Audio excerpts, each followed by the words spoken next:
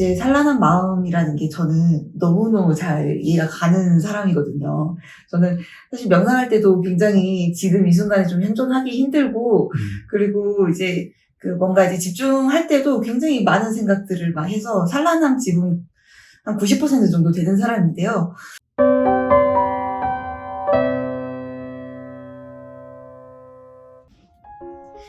네, 안녕하세요. 한의학 정신건강센터 연구원 송금주.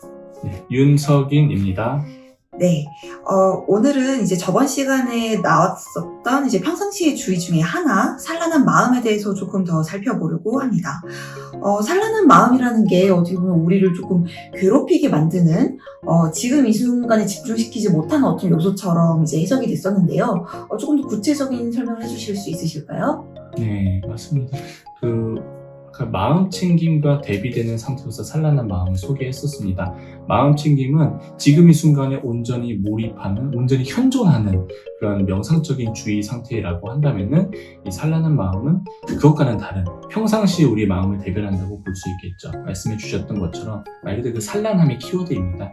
지금 이 순간에 몰두하지 못하고 과거나 미래, 다른 시간, 다른 장소로 끊임없이 산란해지는 우리의 그 마음인 거죠. 많은 분들이 이런 괴로움, 심리적인 불편감을 호소하시긴 합니다. 예를 들면은 생각이 꼬리에 꼬리를 물고 계속해서 이어진다. 그래서 내 생각을 어디에서 멈춰야 될지 잘 모르겠어요 하는 그런 분들도 있고, 또 어떤 분들은 한 가지 일에 몰두하기 어려울 만큼 계속 잡념이 떠오른다, 이렇게 불편감을 호소하시는 분이 있습니다. 또 어떤 분들은 이제 맨날 우울하고 불안한 생각이 끊이질 않는다 하면서 정서적인 괴로움을 호소하시는 그런 분들도 있죠. 이러한 괴로움들이 앞에서 소개했던 이 산란한 마음 때문에 나타나는 결과, 부정적인 결과가 아닐까 그렇게 생각을 합니다. 네, 사실 이제 산란한 마음이라는 게 저는 너무너무 잘 이해가 가는 사람이거든요. 저는 사실 명상할 때도 굉장히 지금 이 순간에 좀 현존하기 힘들고, 그리고 이제 뭔가 이제 집중할 때도 굉장히 많은 생각들을 막 해서 산란함 지분 한 90% 정도 되는 사람인데요. 이게 이제 경험적으로는 사실 잘 이해가 되는데, 이게 뭔가 이제 좀 심리학적이나 혹은 뇌과학적으로 조금 더 토대가 되는 이론적인 설명이 있을까요? 네. 물론 경험적으로 이해할 수 있지만 이것을 좀 더 과학적인 맥락에서 이해하는 것도 중요할 것 같습니다. 질문을 주신 것처럼 우리의 산란한 마음이 물질적인 토대가 되는 연구가 대표적인 게 있습니다. 디폴트 모드 네트워크라고 해가지고 말 그대로 우리 평상시의 그 뇌 활성화 상태를 보여주는 그 연구가 있는데, 이 디폴트 모드 네트워크는 우리가 휴식하고 있는 동안에, 그러니까 아무것도 하지 않고 앉아있는 동안에 오히려 더 많이 활성화되는 뇌 영역들이 존재한다는 겁니다. 우리가 일반적으로 뇌과학을 연구하거나 이해할 때는 어떤 활동을 하면은 그 활동과 대응하는 뇌 영역이 활성화된다, 이런 것이 직관적인 이해입니다. 그런데 디폴트 모드 네트워크는 아무것도 하지 않더라도 그럼에도 불구하고 활성화되는 영역이 있다는 거예요. 제가 이제 그림을 보여드릴 텐데, 보이는 그림처럼 두 가지의 그 유형의 뇌 활성화 상태가 있습니다. 위쪽이 있고 아래쪽 이렇게 있는데, 아래쪽 부분이 디폴트 모드 네트워크, 그러니까 우리가 아무것도 하지 않는 동안에 활성화되는 뇌 영역들을 보여주는 부분이라고 볼 수 있습니다. 반대로 이 위쪽에 활성화된 뇌 영역들은 우리가 주의 집중을 하고 있는 상태에서 나타나는 뇌 활성화 영역들이라는 거죠. 그림만 보면은 마치 제가 잘못 얘기하는 것처럼 보일 수도 있지만 그렇지 않습니다. 오히려 우리의 직관과 다른 결과를 보여주는 그림이라고 볼 수 있을 것 같아요. 아무것도 하지 않을 때가 주의를 집중하고 있을 때보다 더 많은 영역들이 활성화된다는 걸 이 그림에서 확인할 수 있습니다. 네, 전 그래서 두 번째 그림을 보니까 이게 사실은 저희가 멍 때릴 때의 뇌잖아요. 몸은 좀 가만히 있지만은 사실은 정신은 굉장히 집중할 때보다 바쁘게 왔다 갔다 하면서 과거도 보고 미래도 보고 이것도 보고 저것도 보고 하면서 어떻게 보면 창의성이 생겨날 수도 있을 것 같지만 어떻게 보면 굉장히 좀 피곤한 상태라고 그렇죠. 이제 보여지는데요. 저는 이 그림을 보면서 깨달았었던 게 내 몸은 쉬어도 내 마음이나 뇌가 꼭 쉰다고는 볼 수는 없겠구나라는 이제 생각을 좀 했었습니다. 네, 맞습니다. 그 잘 짚어주셨어요. 이 디폴트 모드 네트워크 이 연구의 핵심이 내 몸은 그냥 가만히 그냥 휴식을 취하고 있어도 내 마음도 똑같이 따라서 쉬는 것은 아니라는 것을 보여주고 있습니다. 그 몸은 쉬고 있지만 마음은 쉬지 못하는 대표적인 상태가 바로 불면증이 될 수 있겠죠. 이제 침대에서 쉬고 있지만 자려고 누웠지만 내 마음은 끊임없이 이제 움직이면서 활성화되면서 뭐 과거에 대한 생각이든 미래에 대한 불안이든 하면서 자지 못하는 상태.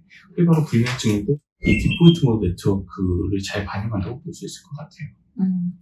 근데 그러면은 그런 상황에서 마음을 어떻게 하면은 사실 쉴 수가 있을지가 의문이네요. 저희는 그냥 누우면은 마음도 덩달아서 좀 안정될 것이다, 좀 차분화될 것이다, 휴식이 될 것이다라고 생각했는데 그러지 않는다는 사실을 방금 안 거니까요. 네, 그렇죠. 그러니까 우리가 몸을 쉬게 하는 방법은 사실 누가 알려준 것도 아니고 시킨 것도 아니라 그냥 본인 스스로가 알고 있습니다. 그 뛰다가 힘들면은 걷고, 걷는 것도 힘들면은 앉고, 앉는 것도 힘들면 사실 눕죠. 이렇게 이제 몸의 휴식은 너무 쉬운데, 마음의 휴식은, 우리가 사실 조금 어떤 특별한 어떤 스킬을 익힐 필요가 있을 것 같아요. 그만큼 쉽지 않은 일입니다. 네. 그럼 마음의 휴식은 어떻게 얻을 수 있냐? 이제 몸의 휴식에서 사실 아이디어를 얻을 수 있을 것 같아요. 앞에서 예시를 들었던 것처럼 우리가 몸을 휴식한다는 것은 뭐 뛰다가 힘들면은 걷고, 걷는 것도 힘들면은 이제 앉고, 앉는 것도 힘들면 눕는 것처럼 그 몸의 휴식의 핵심 키워드는 정지, 멈춤입니다. 사실 한의학의 그 개념과 약간 비슷할 것 같기도 한데, 말 그대로 몸은 정지하고 멈춤을 통해서 휴식을 취한다는 것이죠. 마음도 비슷한 맥락일 겁니다. 마음을 멈추게 함으로써 휴식을 취할 수 있다는 것이죠. 그러면 마음을 어떻게 멈추게 할 것이냐? 바로 주의 집중을 통해서 이제 휴식이 가능하다는 겁니다. 이때 주의 집중의 대상이 중요한데 바로 현재의 주의를 집중함으로써 마음을 멈추게 할 수 있다는 것이죠. 마음을 멈춘다는 표현이 되게 와닿는 표현인 것 같아요. 근데 이제 현재에 집중하면은 마음이 멈추게 되는 건가요? 네, 그렇죠. 이게 현재의 핵심 키워드를 두는 이유가 과거랑 미래랑 다르게 현재는 지금 이 순간 하나밖에 존재하지 않기 때문입니다. 그러니까 과거에 대한 생각은 정말 말 그대로 끝도 없이 펼쳐질 수 있겠죠.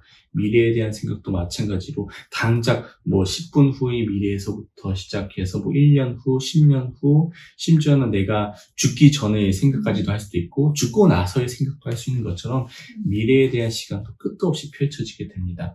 단 현재는 지금 이 순간 오로지 하나밖에 없게 되죠. 그런 맥락에서 우리가 흔히 이제 명상을 하면은 이제 그 생각을 없애는 훈련이냐 막 이렇게 하는데 제가 생각하기에 좀 더 정확한 표현은 명상 또는 마음 챙김은 이 산란한 마음을 하나로 줄이는 훈련이다. 그 하나는 바로 지금 이 순간 현재라는 것이죠. 그렇게 이해하는 게 좋을 것 같습니다. 이거 마음 챙김은 계속 소개를 하지만 지금 이 순간에 주의를 기울이는 훈련이라는 점에서 이 마음을 휴식하는 데 가장 좋은 대안이 될 수 있겠죠. 왜 마음 챙김의 대상이 지금 현재여야 되는지에 대한 설명을 이제 해주신 것 같습니다. 그러면 이제 마음 챙김은 어떻게 보면 산란한 마음을 없애는 훈련이라고 봐도 되는 걸까요?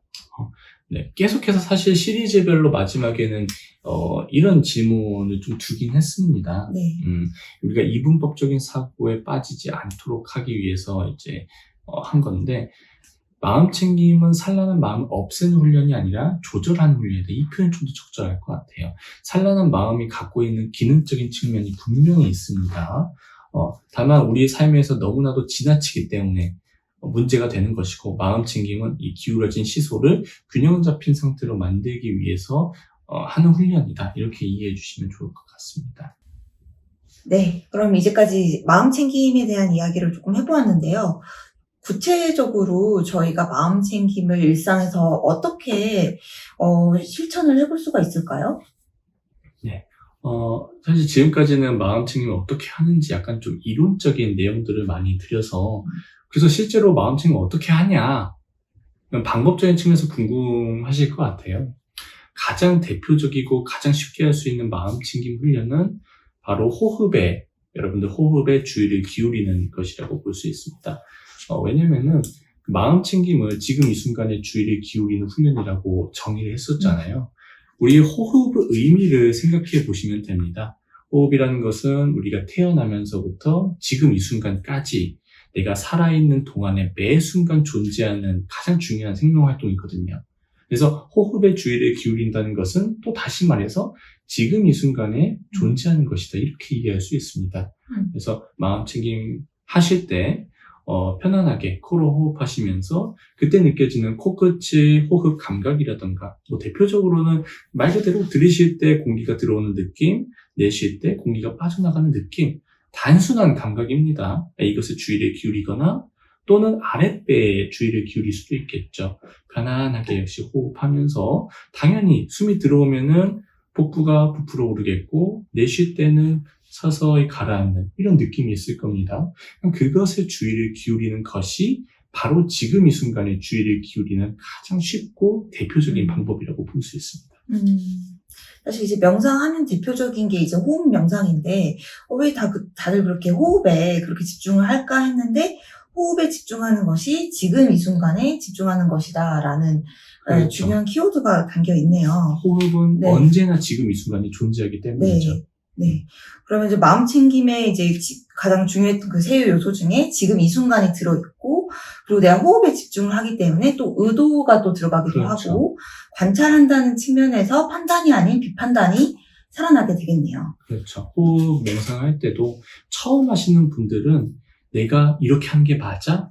그러니까 호흡을 관찰하면서도 너무나도 단순하니까 이게 맞아? 하는 약간 의구심? 네. 그런 것들이 들어가는데 사실 그 의구심도 어떻게 보면 판단입니다. 네. 잘해야 되는데 이게 맞나 틀리나 라는 그런 판단이 들어가는데 명상하실 때는 그런 판단도 내려놓고 네. 이런 경험이 떠올랐구나. 네. 들으실 때는 들어오는 감각, 내쉴 때는 나가는 감각. 네. 그냥 이렇구나 아는 것만이 바로 네. 거기서 비판단이 들어간다고 볼 수 있을 것 같아요. 그 의구심을 알아차리는 것만으로도 비판단을 하는 연습이 네. 된다. 맞습니다. 네. 그러면은 이제 오늘은 이제 마음의 평상시 상태인 이제 산만한 마음과 그 산만한 마음을 어떻게 하면 쉬게 할 수 있는가를 알아보았습니다. 다음 시간에도 저희는 이제 명상 관련 컨텐츠로 찾아뵐 거고요. 여기서 인사를 드리겠습니다. 네. 여러분들 안녕. 다음에 뵙겠습니다. 다음에 뵙겠습니다.